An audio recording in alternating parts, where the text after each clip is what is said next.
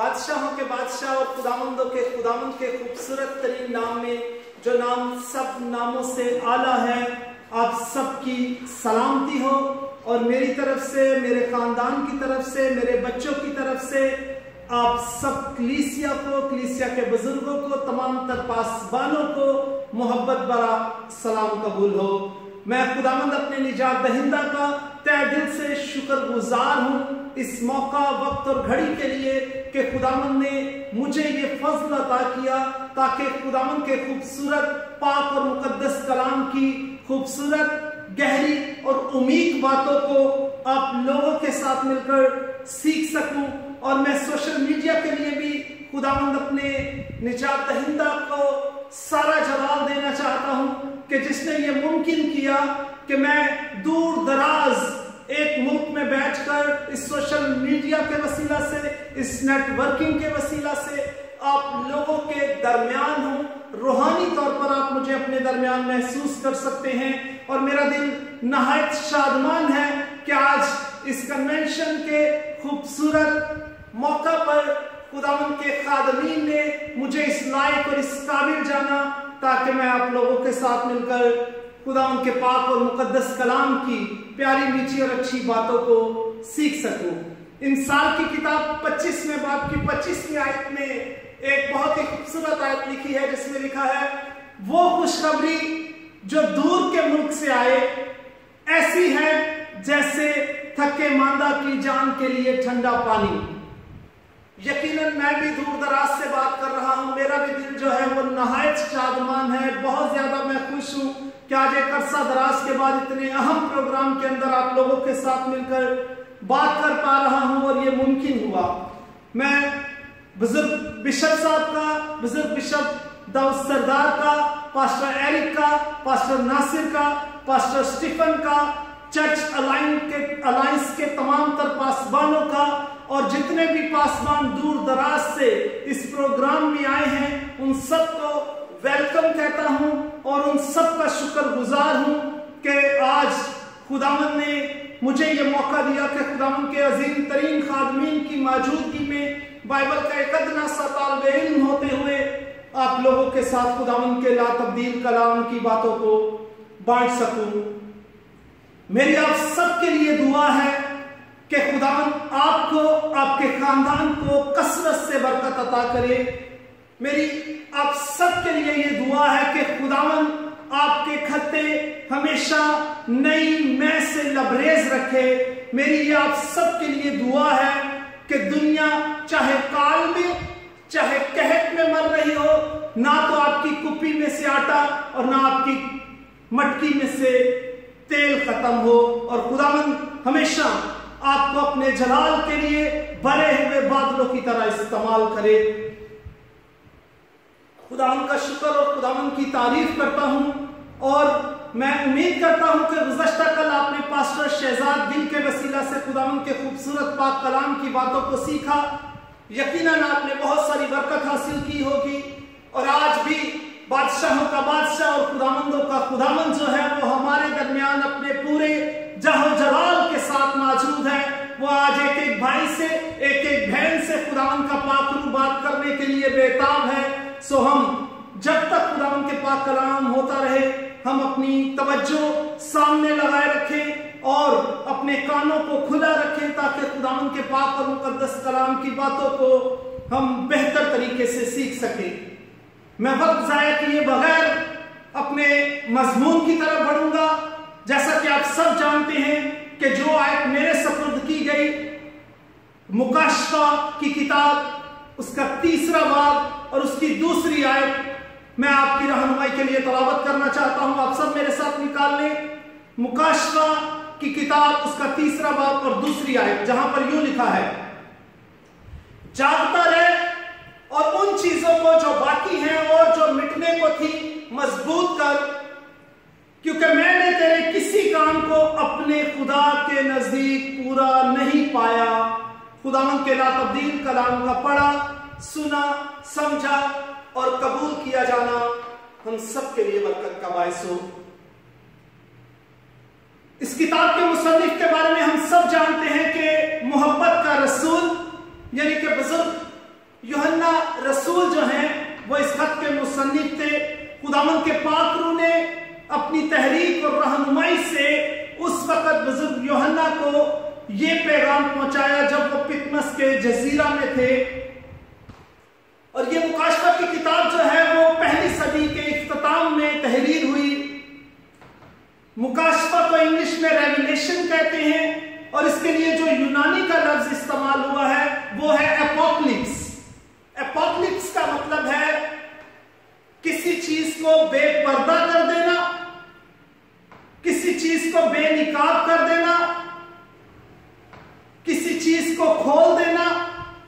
और इसके लिए एक दूसरा लफ्ज भी आसान इस्तेमाल हुआ है जिसे कहते हैं कि भेद, क्योंकि मुकाशफा की किताब के अंदर वो बातें तहरीर हैं जो मुस्तकबिल करीब में और मुस्तकबिल बाईद में जाकर रूनुमा होने वाली थी, और जिसकी वजह से उसे भेद भी कहा गया है। और उस वक्त ये खत सरदीस की कलीसिया के फरिश्ता के नाम लिखा गया।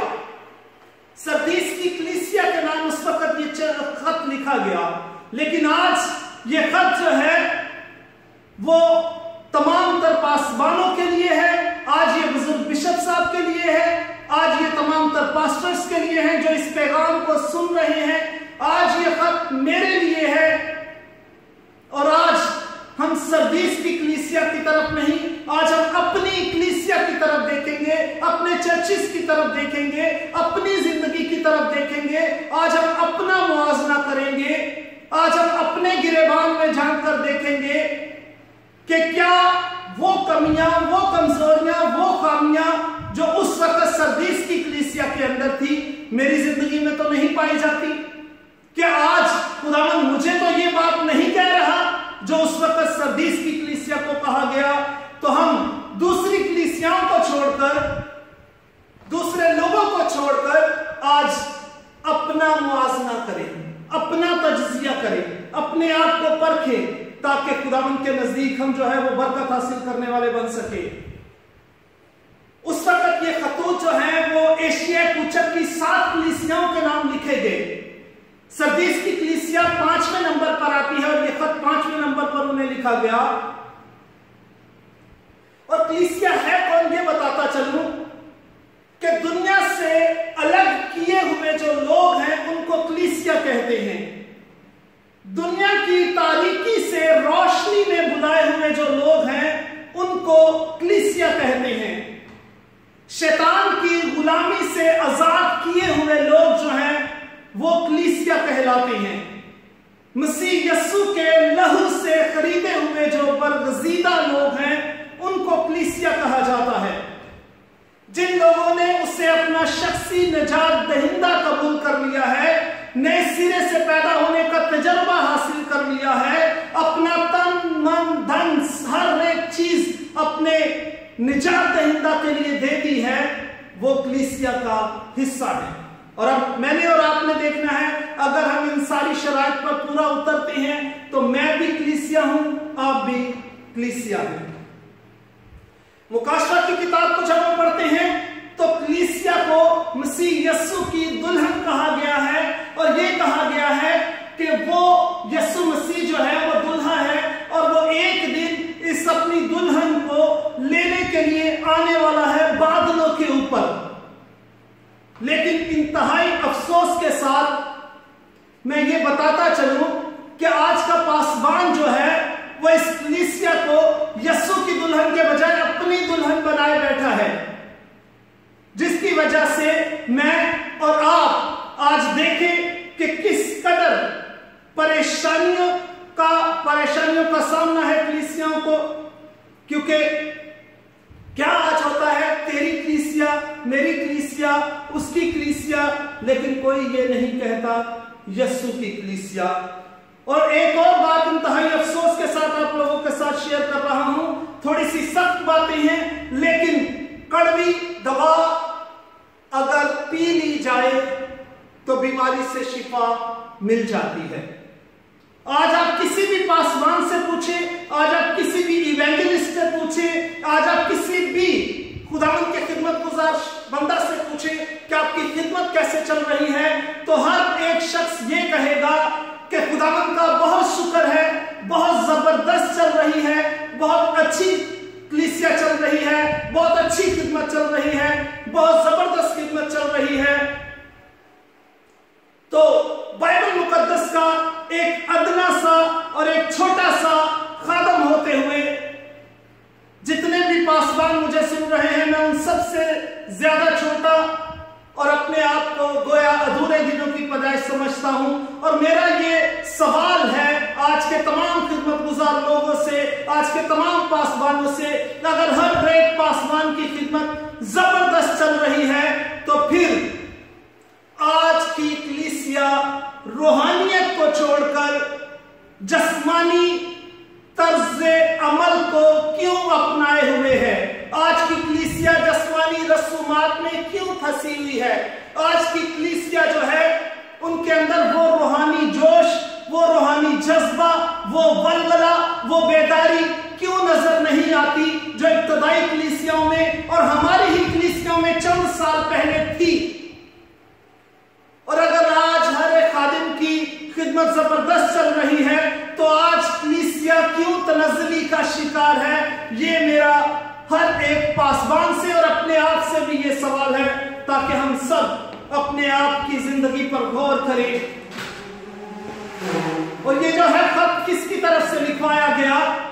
ये खत उसकी तरफ से लिखवाया गया जिसकी बाबत बुजुर्ग यशायाह नबी के सहीफा में पहले से ये बता दिया गया कि इसलिए हमारे लिए एक लड़का तवल्लद हुआ और हमको एक बेटा बख्शा गया, सल्तनत उसके कांधे पर होगी, उसका नाम अजीब, मशीर, खुदाए कादर, अब्दियत का बाप और सलामती का शहजादा होगा। ये खत उसकी तरफ से लिखवाया गया जो था और जो है और जो आने वाला है। ये खत उसकी तरफ से लिखवाया गया जो अल्फा है, ओमेगा है, इब्तदा है और इंतहा है, जिसकी तरफ से ये खत लिखवाया गया। ये खत उसकी तरफ से लिखवाया गया जिसके पास इस आसमान और जमीन का खुल इख्तियार उसके पास है।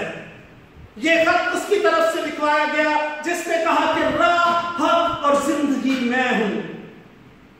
तो आज हम अपनी जिंदगी पर गौर करते हुए आगे बढ़ेंगे कि उस वक्त ये एशिया कुचक की कलीसियाओं के नाम ये खत लिखा गया जो कि मौजूदा तुर्की का मुल्क है। और सरदीस की कलीसिया जो है वो अपने डिफेंस के हवाले से, अपनी सिक्योरिटी के हवाले से, अपनी मुहाफजत के हवाले से, रुपए पैसे की वजह से बहुत ज्यादा मशहूर थी, बहुत ज्यादा फेमस कलीसिया थी। और उस वक्त खुदावंद ने जो इस कलीसिया को पैगाम दिया कि मैं तेरे कामों को जानता हूं, और ये एक इंतहाई खतरनाक बात थी। ये अच्छे मानों में खुदावंद ने नहीं कहा कि मैं तेरे हर एक काम को जानता हूं, तेरे सारे कामों को जानता हूं, क्योंकि खुदावंद की आंखें शोला की मानिंद हैं। जब वो किसी इंसान पर निगाह करता है तो उसका एक्सरे कर लेता है, उसका जो है वो अल्ट्रासाउंड कर लेता है। और यही वजह है कि आज मुझे और आपसे भी खुदावंद ये फरमाता है कि मैं तेरे सारे कामों को जानता हूं। क्योंकि जब हम ज़बूर 139 को पढ़ते हैं तो वहां पर बड़े वाज़ेह तौर पर लिखा है, ऐ खुदावंद तूने मुझे जांच लिया है और पहचान लिया है, तू मेरा उठना और बैठना जानता है, तू मेरे ख्यालों को दूर ही से समझ लेता है, तू मेरे रास्ता की और मेरी ख्वाबगाह की छानबीन करता है और मेरी सब रविशों से वाकिफ है। और इसी वजह से खुदावंद से हमारी जिंदगी और हमारी कोई भी चीज छुपी हुई नहीं है। एक वक्त था कि सरदीस की कलीसिया जो है वो नहायत सरगर्म थी, खुदावंद के साथ वफादार थी, रूहानी मयार उनका बड़ा अरफा और आला था। सरदीस की कलीसिया के अंदर बड़े बड़े अजीब मोजज़ाना काम जो है उनकी रेल पेल थी। और उसी तरह जिस तरह बैतलन चर्च के अंदर, बैतेल चर्च के अंदर, बैप्टिस्ट चर्च के अंदर, फिलडेल्फिया चर्च के अंदर, बैतनिया चर्च के अंदर और तमाम तर चर्चिस के अंदर खुदावंद ने बड़े बड़े काम किए, उसी तरह सरदीस की कलीसिया में भी खुदावंद ने बड़े बड़े काम किए। इब्तदाई तौर पर यह कलीसिया बहुत सरगर्म थी, इसके अंदर बहुत गर्म जो अभी नजर नहीं आ रहा था। अभी ये कलीसिया जो है ये बेजान सी कलीसिया है, ये मुर्दा सी कलीसिया है, रूहानी तौर पर ठंडी सी कलीसिया है, ये एक रस्मी सी कलीसिया बन चुकी है, जिसकी वजह से खुदावंद को ये सख्त अल्फाज का उनके साथ इस्तेमाल करना पड़ा। और सरदीस की कलीसिया के नाम एक फतवा यह भी था कि मसीह यस्सु ने फरमाया कि तू कहलाता जिंदा है लेकिन है मुर्दा। क्या कोई शख्स ऐसा भी है जो हो जिंदा और कहलाता मुर्दा हो? जिंदा होते हुए भी कोई मुर्दा हो सकता है? तो एक मिसाल से इस बात को वाज़ेह करना चाहता हूं कि एक शख्स खुदावंद के पास आया और आकर कहने लगा कि खुदावंद मुझे इजाजत दे कि मैं तेरी खिदमत करना चाहता हूं, मैं तेरे पीछे चलना चाहता हूं, लेकिन पहले मुझे इजाजत दे कि मैं अपने बाप को जाकर दफन करके आ जाऊं, तो फिर जो है वो मैं तेरे पीछे हो लूंगा। तो खुदावंद ने इंतहाई खूबसूरत जवाब दिया कि मुर्दों को अपने मुर्दे दफन करने दे, तू मेरे पीछे हो ले, क्योंकि ऐसे इंसान हैं जो कहलाते जिंदा हैं लेकिन हैं मुर्दे। बहुत सारे ऐसे लोग हैं जिनकी आंखें तो हैं लेकिन वो रूहानी तौर पर देख नहीं सकते, रूहानी बसीरत उनके पास नहीं है, वो कान रखते हैं लेकिन सुन नहीं पाते। खुदावंद के इतने पाक कलाम की बारिश होते हुए भी मुकद्दस कलाम की बातें जो हैं वो उन लोगों तक नहीं पहुंच पाती। तो हम ये देखेंगे कि आखिर सरदेश की कलीसिया के मसीहों को हुआ क्या है कि आज खुदावंद को इन बातों का इस्तेमाल उनके साथ करना पड़ रहा है। सरदेश की कलीसिया के अंदर ना तो आजमाइशें आई हैं, ना परसिक्यूशन आई है, ना एजार सानियां आई है, ना इन्होंने मसीह यस्सु की खातर बड़ी बड़ी मुसीबतें उठाई हैं, ना इस कलीसिया के अंदर झूठे उस्ताद आए हैं कि ये गलत तालीमात का शिकार हो चुके हों, जिसकी वजह से खुदावंद ने कहा कि तुम जाहिरी तौर पर जिंदा लगते हो लेकिन रूहानी तौर पर तुम मुर्दा हो। तो जब मुझे इनकी ये हालत नजर आती है तो वो मुझे शजरे जैतून नजर आता है, वो जैतून का दरख्त नजर आता है। जब मसीह यस्सु को भूख लगी तो उसने अपनी निगाह की एक दरख्त के ऊपर जो कि बहुत ज्यादा हरा भरा था, बहुत ज्यादा खूबसूरत था, देखने में इंतहाई खुशनुमा लग रहा था, लेकिन जब मसीह यस्सु वहां पर गए उसमें फल ढूंढने के लिए तो उसमें फल ना पाया। सरदीस की कलीसिया का भी वही हाल था, देखने में बहुत ज्यादा खूबसूरत लग रही थी, खुशनुमा लग रही थी, लेकिन उनके अंदर भी फल नहीं था। आज पासवानों की जिंदगियां भी बहुत सारे ऐसे हैं जो देखने में इंतहाई खुशनुमा लग रहे हैं लेकिन उनकी जिंदगियां जो हैं वो बेफल हैं। और ये सवाल मैंने अपने आप से और आपने अपने आप से करना है। और इस कलीसिया के अंदर क्या कमियां थी कि इस कलीसिया ने अपने इर्द गिर्द के मुआशरे में इस कदर घुल मिल गई थी कि अब मसीहों के अंदर और गैर मसीहों के अंदर कोई इम्तियाज नहीं था। अब ईमानदारों के अंदर और बेईमानों के अंदर कोई फर्क नहीं था। जैसी जिंदगी बेईमान लोग गुजार रहे थे वैसी ही जिंदगी ईमानदार सरदीस की कलीसिया के भी गुजार रहे थे। और इस कलीसिया के पासबानों ने, मुबश्शिरात ने अंजील की मनादी गैर अक़वाम तक ले जाना भी बंद कर दी थी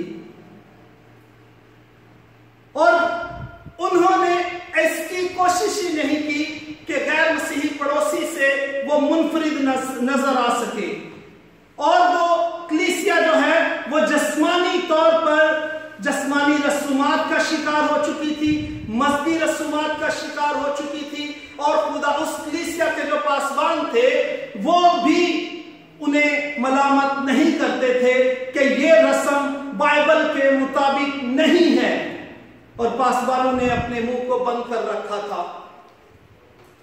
मुसलसल गुनाह करने वाले गैर ईमानदार और दुनियादार लोग और मज़हबी लोग भी इस कलीसिया का हिस्सा थे, और यह भी एक बहुत बड़ा फैक्टर था। ये कलीसिया इस दुनिया में बहुत मालदार और रसूदा थी, लेकिन उनकी रूहें मुर्दा सी थी। लेकिन इस कलीसिया के अंदर जो एक अभी तक एक अच्छी उम्मीद नजर आती थी, वो ये थी कि सरदीस की कलीसिया मुकम्मल तौर पर मुर्दा नहीं थी। अभी इस कलीसिया की आखिरी सांसें चल रही थी। शायद वो गलूदगी की हालत में थी, शायद बेहोशी की हालत में थी। इस पेशेंट को रिकवर किया जा सकता था। सरदीस की कलीसिया का पेशेंट जो है वो इमरजेंसी हालत में है इस वक्त, वो आईसीयू में एडमिट है इस वक्त। शायद सरदीस की कलीसिया को वेंटिलेटर की जरूरत थी, शायद उसे ऑक्सीजन की जरूरत थी, शायद उसे ब्लड की जरूरत थी, शायद उसे ड्रिप्स की जरूरत थी, क्योंकि खुदावंद ने सरदीस की कलीसिया की बीमारी पहले उन्हें बताई। और बीमारी के बाद सबसे अच्छी बात जो मेडिकली पॉइंट ऑफ व्यू से है कि इस कलीसिया की बीमारी डायग्नोज हो चुकी है। पता चल चुका है कि इस कलीसिया की बीमारी क्या है। और जब बीमारी पकड़ में आ जाती है तो फिर खौफ करने की बात नहीं है, डरने की बात नहीं है। फिर इस कलीसिया को, इस पेशेंट को करना क्या था कि सिर्फ और सिर्फ अपने डॉक्टर की तदाबीर जो वो बताए उस पर अमल पैरा होना था। और मसीह यीशु ने इलाज क्या तजवीज किया इनके लिए कि जागता रहे। सिर्फ जागने के बारे में नहीं कहा गया, बल्कि जागते रहने की जरूरत है। आज इस कलीसिया को, आज मुझे और हम सबको जागने की जरूरत है, क्योंकि कलीसिया मजहबी तौर पर सारी रसूमात अदा कर रही थी, लेकिन रूहानी तौर पर वो सो रही थी। उनकी जिंदगियां खाली और गैर कामिल थी, जिसकी वजह से इफ्सियों 5 बाब की 14वीं आयत में मसीह यीशु ने यह फरमाया, ऐ सोने वाले जाग और मुर्दों में से जी उठ, तो मसीह का नूर तुझ पर चमकेगा। आज हमें जागने की जरूरत है। रोमियो 13वें बाब की 12वीं आयत में लिखा है, रात बहुत गुजर गई, दिन निकलने वाला है, पसम तारीकी के कामों को तर्क करके रोशनी के हथियार बांध ले। हमने बहुत रात गुजार ली, हमने बड़ा आराम कर लिया, अभी हमें जागने की जरूरत है अजीजों। और ये वो अमल है जिसकी बाबत खुदावंद इस कलीसिया को बता रहा है कि हमें क्या करना है। मत्ती 26वें बाब की 40वीं आयत में लिखा है, जागो और दुआ करो ताकि आजमाइश में ना पड़ो, क्योंकि रूह तो मुस्तहिद है लेकिन जिस्म जो है वो कमजोर है। और अगर ये कलीसिया नहीं जागेगी तो खुदावंद का पाक और मुकद्दस कलाम हमें ये पहले पत्रस 5वें बाब की 8वीं आयत में फरमाता है, तुम होशियार और बेदार रहो, तुम्हारा मुखालिफ अबलीस गर्जने वाले शेरे बब्बर की तरह ढूंढता फिरता है कि किसको फाड़ खाए। खुदावंद ने कहा कि उन चीजों को जो बाकी हैं, जो मिटने को थी, मजबूत कर। खुदावंद ने अपने पाक कलाम में मुकाशवा की किताब में फरमाया, जो कुछ तेरे पास है उससे थामे रह, कोई तेरा ताज तुझसे छीन ना ले। और खुदावंद ने यह भी उनसे कहा, क्योंकि मैं तेरे किसी काम को अपने खुदा के नजदीक पूरा नहीं पा रहा। शायद हमने ये अहद किया था जब मसीह यीशु को कबूल किया कि मैं हर रोज दुआ में वक्त गुजारा करूंगा, लेकिन कुछ अर्सा गुजरने के बाद जो है वो हमने अपनी दुआया जिंदगी बंद कर दी। अभी जरूरत इस बात की है कि हम अपने घरों में खानदानी दुआया मसले कायम करें। खादमों से दुर्खास्त है कि वो रखनों में खड़े होकर अपनी कलीसिया के लिए, अपने चर्चिस के लिए, अपने खानदानों के लिए, अपने नौजवानों के लिए दुआ में वक्त गुजारें, क्योंकि रास्तबाज की दुआ से आसमान बंद हो जाता है और रास्तबाज की दुआओं के वसीला से आसमान खुल जाता है। और शायद हमने ये भी अहद किया हो कि खुदावंद हम हर रोज तेरे पाक कदमों में आया करेंगे। और आज देखें कि क्या हम मुकद्दस लोगों के साथ रिफाकत रख रहे हैं। अगर नहीं तो आज इब्तदाई तौर पर जो ईमानदार लोगों के 4 ईमान के लंगर थे, इमाल 2 बाब 42 आयत के मुताबिक, वो रसूलों से तालीम पाने, रिफाकत रखने, रोटी तोड़ने और दुआ करने में मशगूल रहे।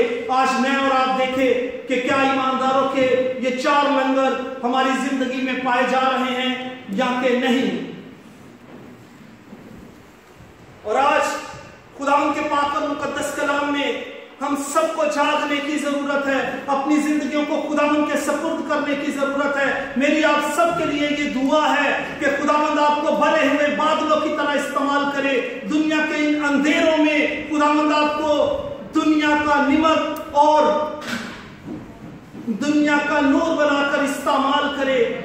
मेरी ये दुआ है कि खुदावंद आपको बहाल करे, आपकी जिंदगियों को बहाल करे, आपको बेदार करे, आपकी कलीसिया को बेदार करे। हम सब बेदार होकर मसीह यीशु की दूसरी आमद के लिए अपने आप को तैयार करें, ताकि हम सब वफादार पाए जाएं और उसके साथ हवा में उड़कर उसका इस्तकबाल कर सके। खुदावंद मुझे और आप सबको आज के कलाम के वसीला से इस पर सोचने, समझने और अमल करने का फजल अता करें। खुदावंद हम सबको बरकत दे। आमीन।